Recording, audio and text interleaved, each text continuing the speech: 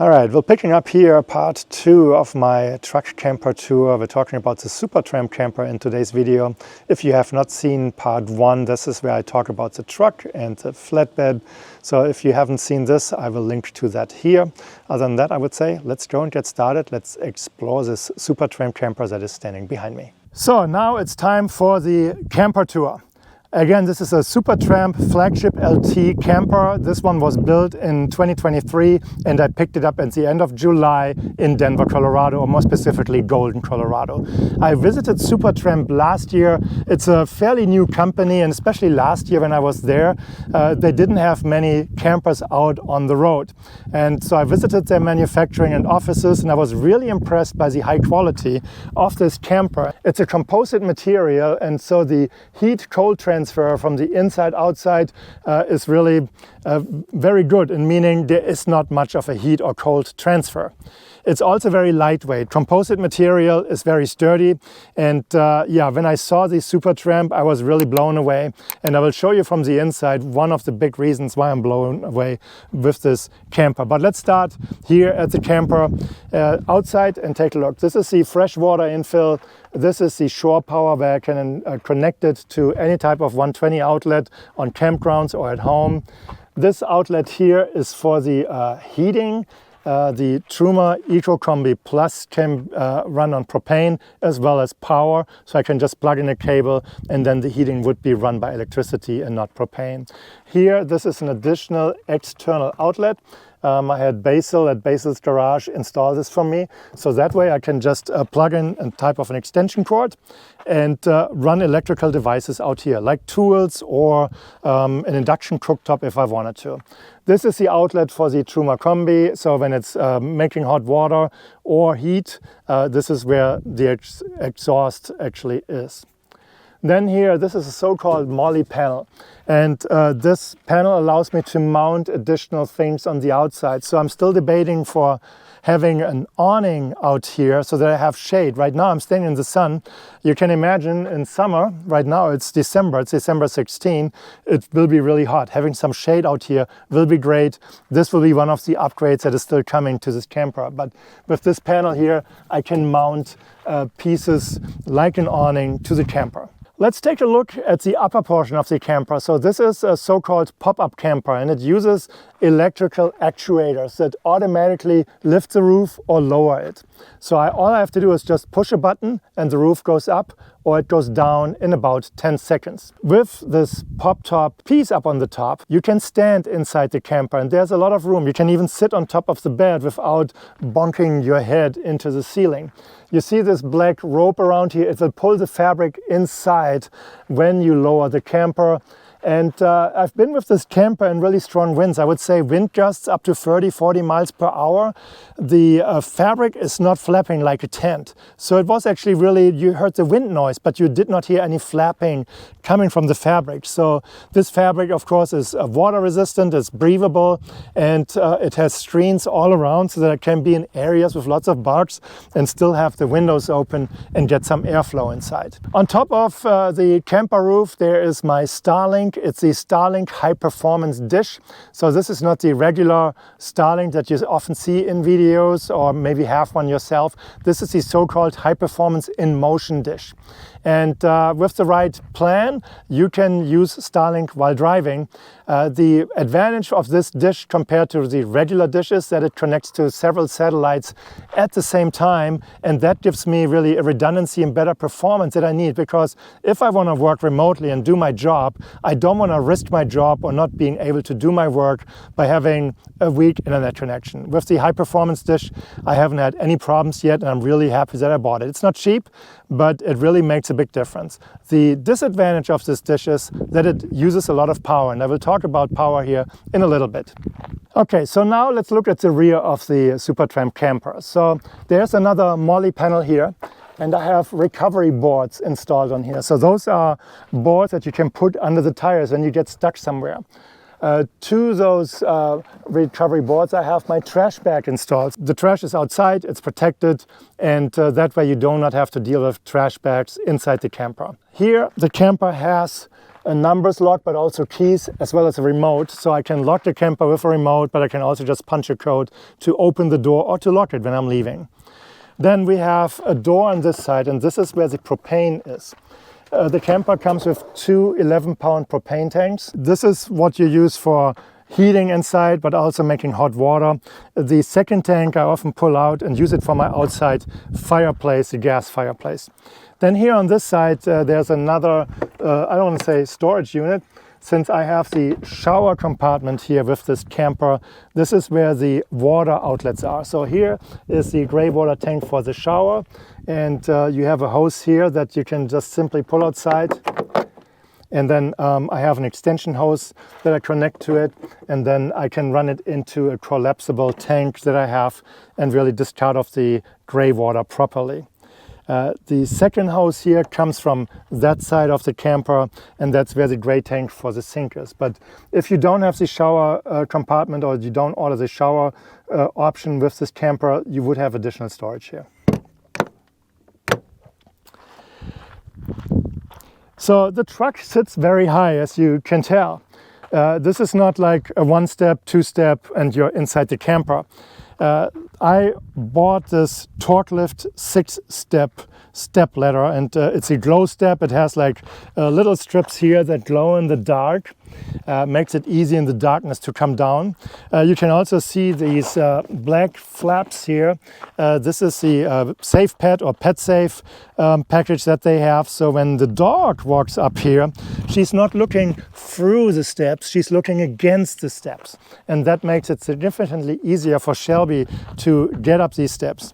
Then I put this, I want to say, cushioning on here. So this is from the boat world, from the marine world. It's like fake teak wood planking, and it's soft, it's water resistant, it attracts the dirt a little bit, meaning it keeps the dirt on here and I bring less dirt inside.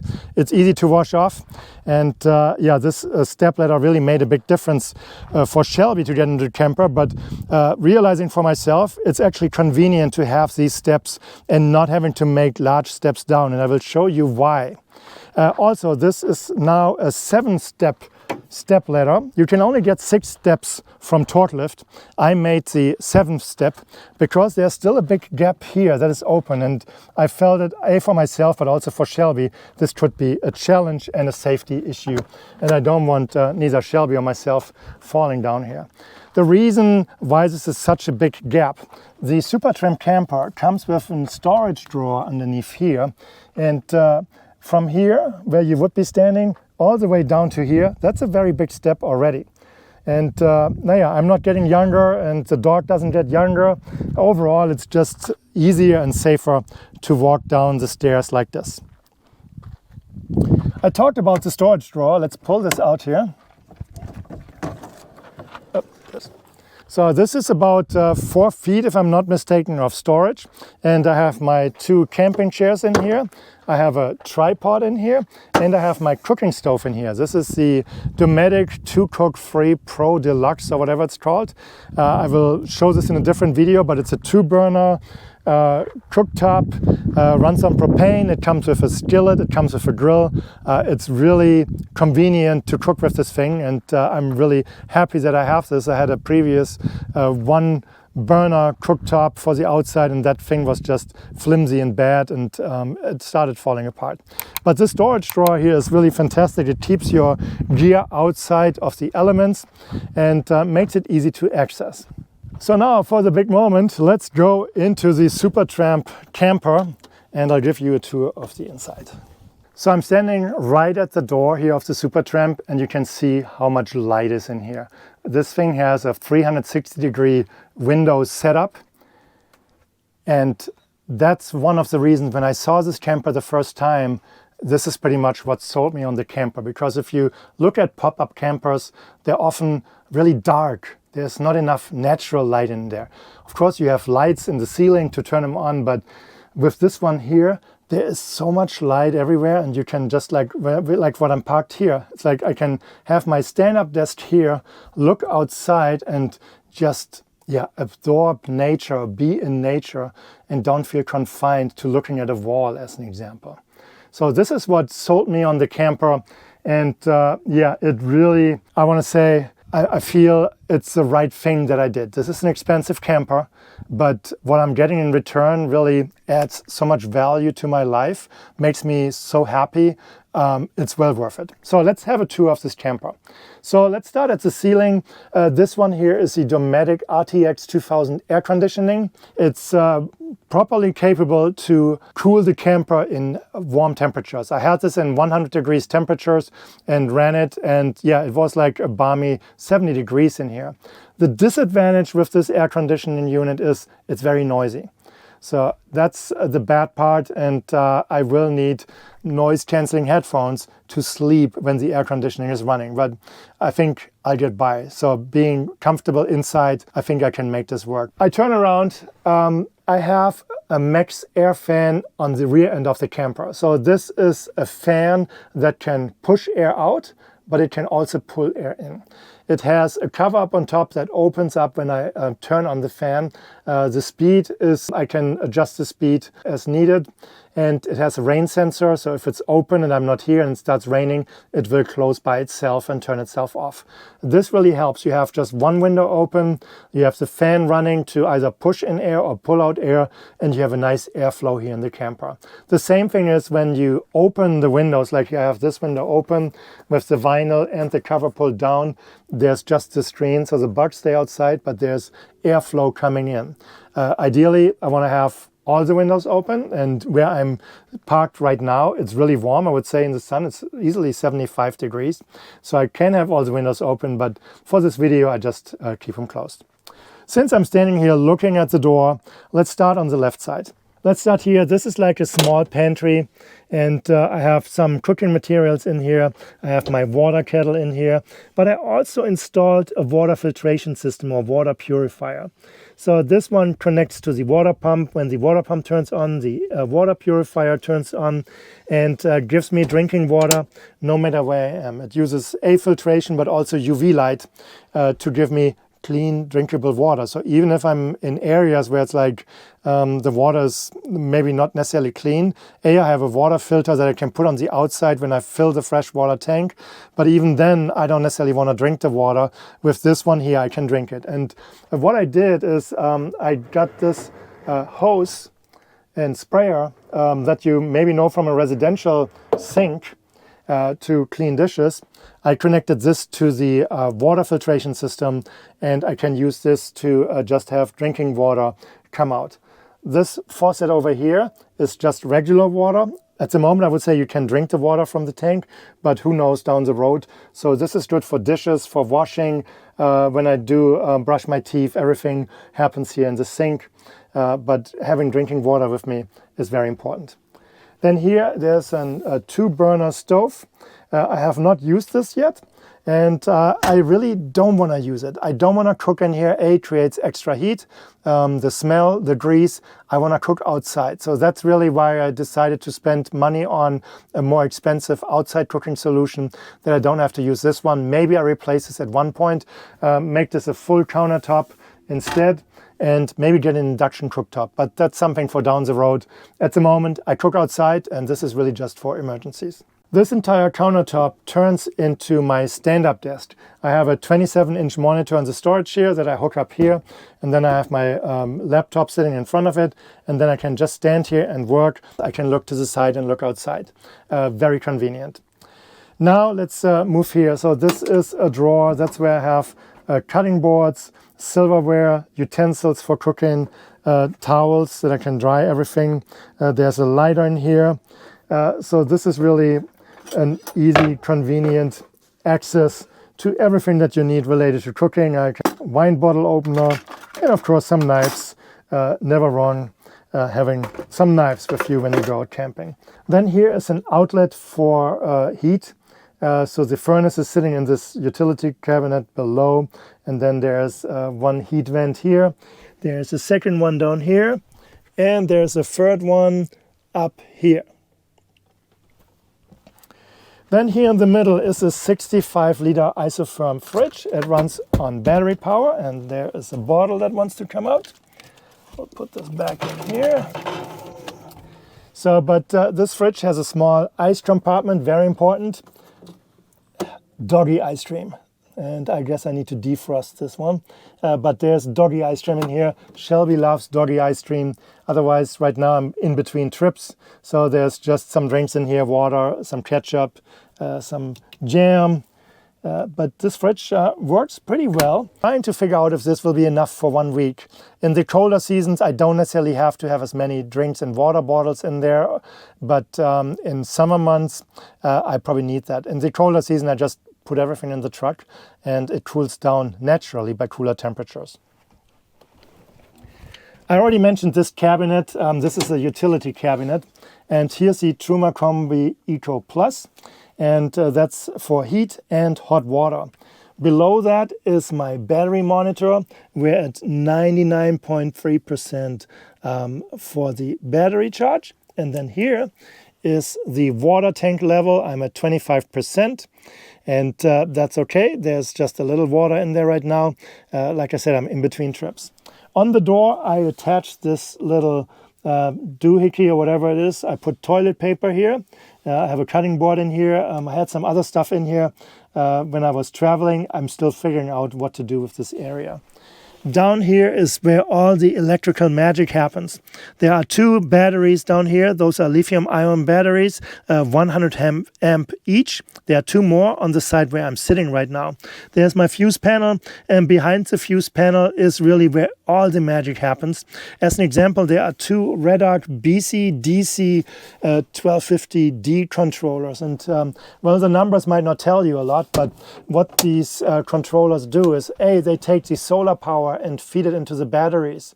They also take power from the alternator battery when I'm driving and feed it into the batteries. So this is really what combines all the power and manages the power and sends it to the battery most efficiently. This is a fairly recent upgrade. This is not how the camper comes from the factory. When the camper comes from the factory, it's pretty much configured for 1, maybe 2 batteries. It has 330 watts of solar on the roof by default. And with the equipment in here, yeah, you can charge 1, maybe 2 batteries. I have 4 batteries. Those came from the factory, but I had to do something since I work from this camper. I'm not just driving to a new location and travel. So I'm stationary. I use more power. My Starlink uses a lot of power. So I needed to do something. So I put 330 additional watts of solar on the roof. So now I have 660 watts of solar on the roof. With the 2 Redarc controllers, I can handle the solar power more efficiently. So I really get all the energy out of those solar panels going to the batteries.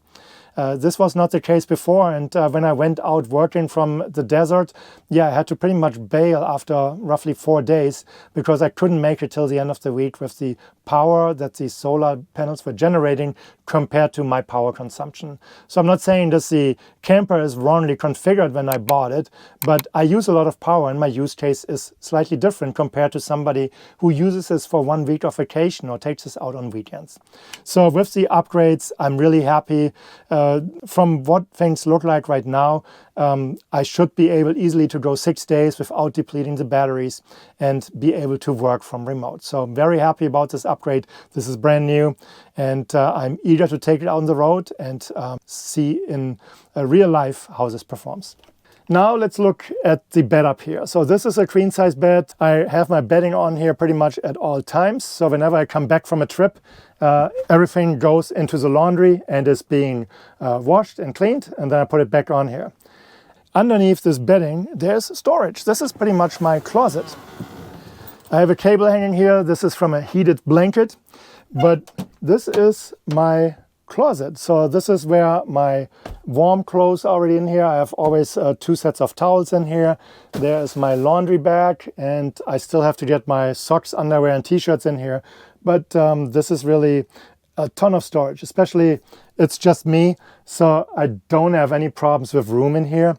And from that perspective, this is perfect. It also provides, once the clothing is in here, some additional insulation for the bed so that the mattress does not get cold or too cold in wintertime when I'm camping. What you see here are 2 additional actuators for the roof to go up and down. Then up on here you see so-called L-track. I have some carabiners hanging here. I have a light hanging here. And I use this to hang baskets while driving or storage, so that it's out of the way and cannot just fall down. It's also easy to put storage up there or to hang stuff up there, to have it out of the way when I'm in a place like here where I'm camped, that I can move around the camper. Then storage. There's another L-track here. I put 2 metal baskets here. Right now I have my fire extinguisher and a fire blanket here. I have a flashlight here, reading glasses, water, my thermometer for the outside. This one, when I'm at camp, goes into the trash bag on the outside, of course, not inside. And then this one here usually sits here. It has a magnet, and that way I can monitor the temperature on the inside and outside of the camper. So let's look at this corner. It's a very busy corner and there's a lot of stuff happening. Let me move this metal basket out of the way. Down here is the power supply for the Starlink. All the gray cables are Starlink. The cables go up here, and this is the main cable feed that goes up to the roof. And you can see cables going along the ceiling into that corner and then up on the roof. So this is how my Starlink connection is being powered. So the Starlink cable comes down from the dish. This is the power, goes back and forth, of course. And then there is a network cable that goes into this little router over here. This is a travel router providing Wi-Fi 6 speeds.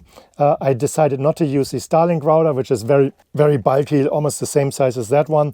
This one here uses significantly less power and is more capable of providing better services to me.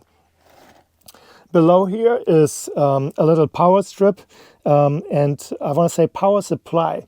This has several USB-C and USB-A ports, and these are powerful enough to power a laptop. So I could just plug my laptop straight in here with a USB-C or Thunderbolt cable and charge my laptop on the go. But with all these outlets, I really can charge my drone, my phone, cameras, everything easily from this location. There are 2 110 outlets here, or 120 outlets. There's an inverter. So with the push of this button, the inverter turns on. This thing is plugged in at all times, at least for now. And it powers the Starlink on right now. And now the satellite dish would go and talk to the satellites. But there's one additional button that I need to power here. You see this light here. Turn it off. That's really where the 120 outlets come into play. There's a 12-volt outlet, a cigarette lighter outlet here, and 2 USB ports. This opening here is where the Truma heating pulls in air to convert it to hot air. This is the control unit for the Truma Combi Eco Plus, and this is where I turn on hot water, heat, and so on. This one is the remote for the Max Air fan. Just hold it at the fan. The roof opens up and air is flowing in. And I can change the speed and everything, but let's turn this off for now. So this camper has an L couch in here, and I have blankets on here because Shelby, as a dog, always brings in a lot of dirt. And of course, she's a very furry dog, meaning she loses a lot of fur. So I want to protect the nice pillows that came with the Supertramp from the factory. But let's start here in this corner. So this is the original pillow color, and I just put this pillow aside. And this is where my toilet and shower is. So the camper comes with like a porta potty, but I did not want to deal with the tank and putting stuff in and then having to dump the tank somewhere. So what I did is, let me get the shower curtain out.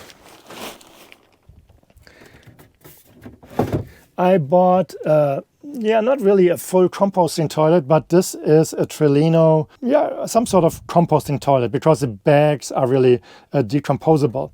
And it's a separating toilet, that's probably the better term. Number 1 goes in the front, number 2 goes in here. When you're done, you just lift this thing up, you take the bag out, you tie the bag and put it in the trash. The number 1 situation, there's a tank in there, and I'll empty it out every couple of days, and that's the toilet situation. The nice thing with this toilet is that it's super lightweight. As I have the toilet out, let's take a look into the compartment. I created a teakwood floor in here, so when I'm showering in here, that I'm not necessarily standing in the water. You're not always parked level, and so the water might be just pooling up a little bit here and there. But with this teakwood, I'm not standing in the water, and it just feels a little better. This is the shower compartment. So the toilet is in here. The shower compartment pretty much works that you take the shower curtain and you connect it to the ceiling, to these carabiners, and then you're standing inside this compartment. You might wonder where the water is coming from. So the water is coming from here. So there is a very long hose, and you just feed this hose into the curtain, and the control for this hose is here. So you just turn it on and off here, but also the shower head has an on-off button. So you really just take military style showers, army style, navy style showers, I don't know what it's called, but you pretty much just rinse yourself off, turn off the water, shampoo and body wash everywhere, and then you rinse yourself off and you're clean. You conserve water. As a matter of fact, this camper has a 24-gallon water tank, and then the water heater can carry an additional 6 gallons. So when the water heater runs, it heats up 6 gallons of water. And when you're taking a shower, 6 gallons runs out quickly if you don't pause the water in between. So this is what it looks like when the shower curtain is hooked up. You can see at the bottom that it's completely in the compartment, so the water runs down. This is a material that is used in tents as well. So this one is water resistant, I want to say. Of course, you don't want water run in, but it also doesn't get moldy. So you just have it hang and air out a little bit, and then you put it back together and put it all in there with the toilet. This is what it looks from the inside. So you're standing, and you can even have the fan running while taking a shower, so that the moisture is going outside. When you're done, everything goes back in here. You close it. There are no smells, no water. And you're back on the couch. And of course, we need the Shelby protection back on here. And there you go. Now, talking about the couch, there is storage underneath. And this works the same way. In this case, I can just put the pillow up. So this is what it looks from the top. Now I open this up. Storage. LaCroix drinks, dog food, chips, peanuts, more dog food, a fire extinguisher, and an anti-bug light. Underneath this storage are 2 more batteries. I'm not going to get all this stuff out now. You just have to trust me on that. So now let's look at the other storage of the camper. We'll put this pillow on the side and lift this up. Okay, so here's my 27-inch monitor. I put this foam insert in there and cut it out specifically for the monitor. I'm not sure yet if this will be permanently. There's my table and the monitor stand. There's my vacuum, and there in the corner is the inverter. That's a 1500 watt inverter, so that allows me to run regular appliances. I have an extension cord already in there, just based on the changes that I have done in this camper. So the table is a so-called lagoon table. Down here, this is where the table is being mounted. So let's go and set up the table. So you attach the leg, and then you take the tabletop, which has a matching opening here, and just slide it on top of here. Decided that the original table is not large enough for me, so I ordered this custom-made table. It comes with hinges, and it folds. So this way I have a small table, and if I need more space, I can either say do it this way, or completely fold it out and have a large table area. This is fairly stable, but of course it is also a little wobbly. So this is not a great solution for me working with the monitor. So when I work on the laptop, I usually don't have the monitor on here. But the nice thing is this is a swivel table, so you can move it around, and let's just fold it like this, and it can easily go in all different directions. Of course, you want to be careful not to hit the window or anything, but usually when I travel, I just put it into the storage underneath the seat. And that's one of the challenges I have. When you travel with a dog, and the dog is either on the couch or on the floor, it's difficult or challenging to get to everything. And that's one of those parts where I still have to figure out for me what is the best setup. Okay, so now one of the last few items I want to show you. Here are the control buttons for the Supertramp. So this one is a light for the outside. This is the ceiling light. You can see it's very bright. It's really nice in here. It feels warm in here when the light is on at night. The button above is the water pump. I'm not turning this on right now. This button here is really to raise and lower the roof. And that's what we're going to do right now. So I'm going to push the button. And you can see how the roof is coming down. It takes about 10 seconds.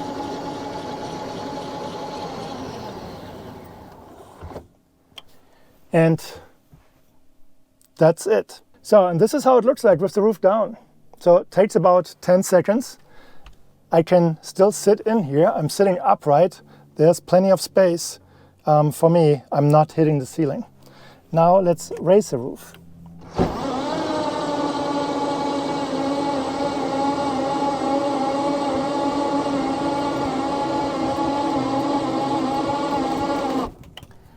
Bam, 10 seconds and camp is set.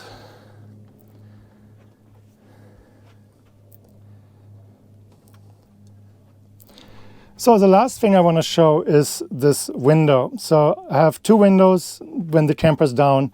This is the side window on the left side and the door has a window. This one here I'm going to show you today. It has a shade and it also has a screen. So whenever I open the window,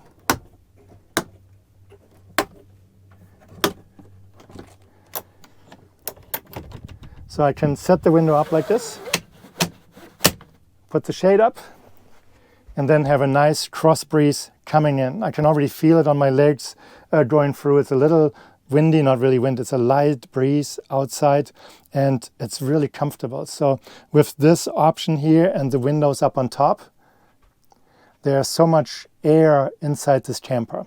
One note, there's no vinyl in the front, so this is just the screen. So on cold days, when you want that light from the front, you cannot. And that just simply has to do, I assume, with the size of the window and how it's being made. And that's fine. So for me, it's not a big deal, but I just want to point that out. So that is it. That's the tour of my expedition vehicle, my Supertramp camper and my Ford F-250 Tremor. And yeah, I call this an expedition vehicle. Again, my plans really are to take this thing on the road full time. I'm equipped to work remotely. I have everything I need. And from that perspective, I'm really looking forward now to 2024 to take this thing on the road and go to places. I hope you liked this video. If you did, please give it a thumbs up. If you have not subscribed to my channel, please do so as well. It really will help me. And then I would say I'll see you in my next video. Thank you for watching. Have a great day. Bye-bye.